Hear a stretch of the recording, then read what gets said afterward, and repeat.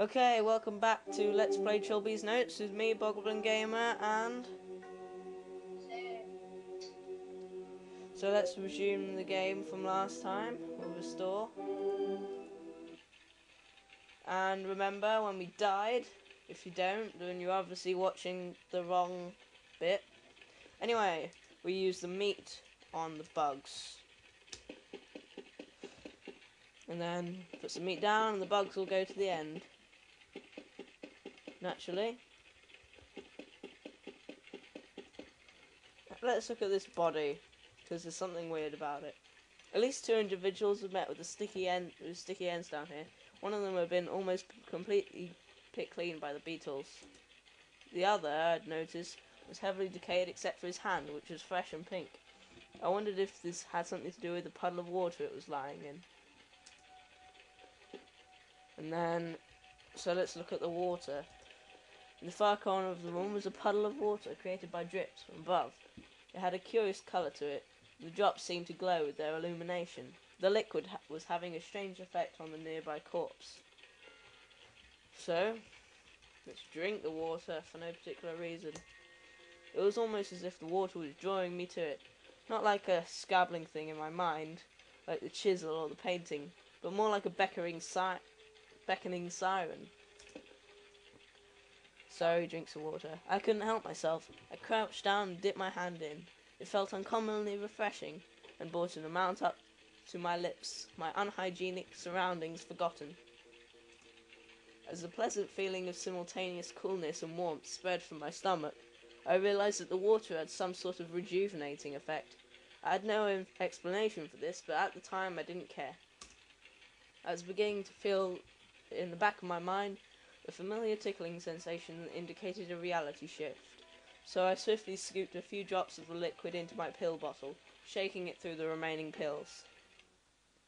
And then you end up in this lovely wine cellar, with only one wine bottle in it. But, who cares? There's only 3 guests in the hotel anyway.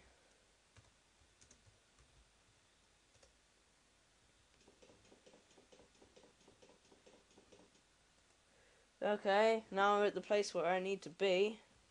So let's open the door. Why the hell not? Oh, Terry, it's you. Have you seen Siobhan? I was about to ask you that. What did you do to the girl? I hope you didn't intend to seduce her away from my service.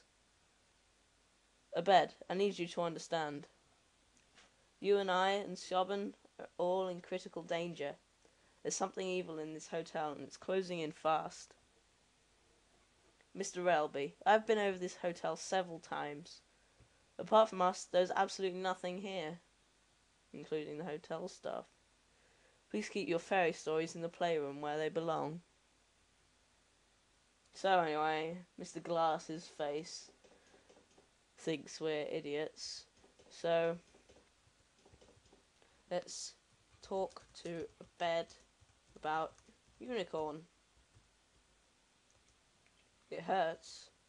Yeah, that happens sometimes when you do things. You'll find out what that means later, I think. Talk to Abed about...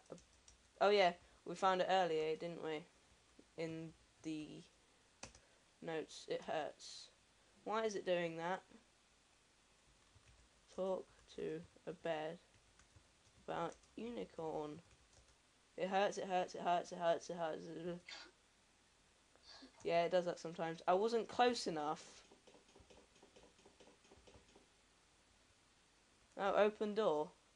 Talk to Abed about unicorn. Ah, phew. Do you know anything about an inn called the Unicorn? Ah, you noticed my shingle. I picked it up as a curiosity at an antique fair a couple of years ago. Dates all the way back to the Elizabethan period, from what I understand. But I just can't find a buyer for the damn thing. Don't suppose you have any clients who might go for it? Possibly. Do I have your permission to examine it? Of course. I may have to touch it to assess the texture. By all means do so. As long as you're not going to test its strength over your knee or anything. Which I won't. So let's touch the unicorn. He touched me here, and here, and here. The shingle design was a simple one of unicorn's head and half profile, blah blah blah blah. As I pressed my fingertips to it, however, the design seemed to extrude from its backing like a hologram, and seemed to draw closer until my vision was filled with wood grain and mediocre brushstrokes.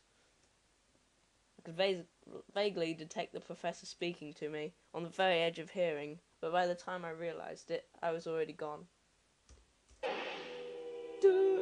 Somewhere in Wales, July 28th, AD 1581.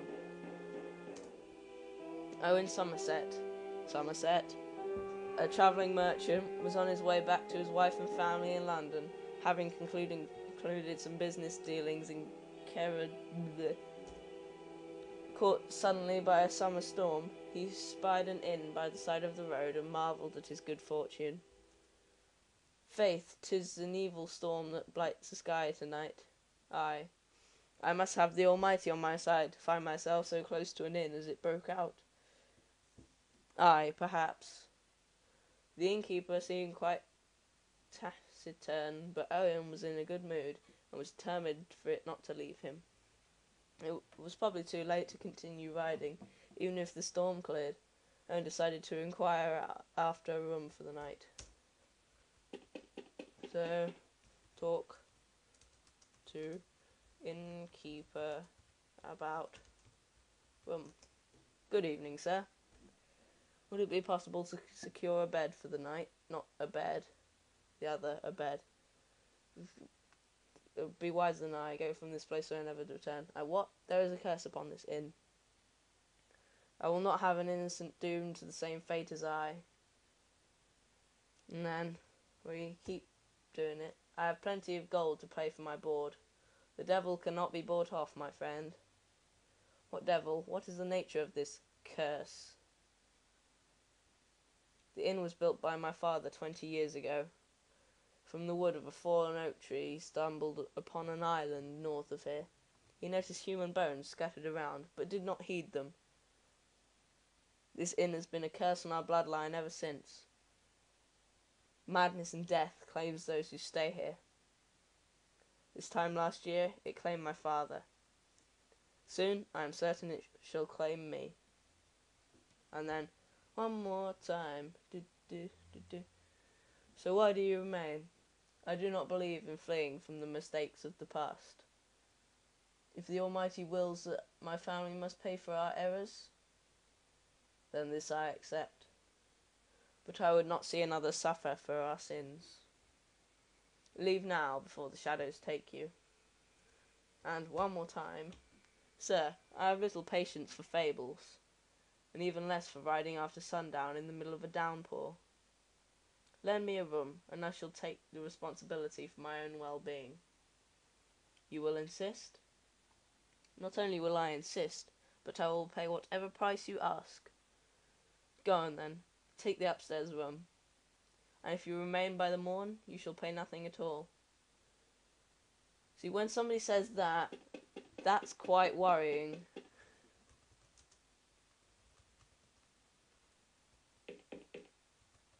I'd probably gone, okay, I'll sleep outside. Sleep. Owen lay himself down, intending only to test the bed's softness, but in his exhaustion he quickly succumbed to sleep. And then he goes to sleep. In the early hours of the morning, something jolted Owen from his slumber. A piercing sound? No. A piercing smell. Infinitely more horrible. Anyway, you see that smoke coming from downstairs? Well, there ain't no smoke without something. So let's take a sheet. Why the hell not? Owen took the sheet with him, presumably for comfort.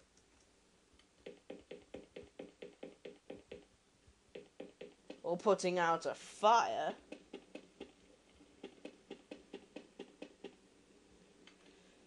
Use sheet on fire.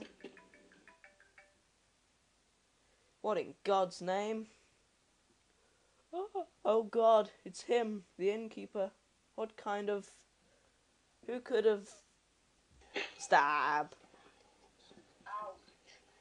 Yep, that was a big one. Once again, I returned disorientated from my vision. I was closing in on the source of madness. The innkeeper had said that the wood came from a tree on an island. Could that have been Clan Bronwyn Island?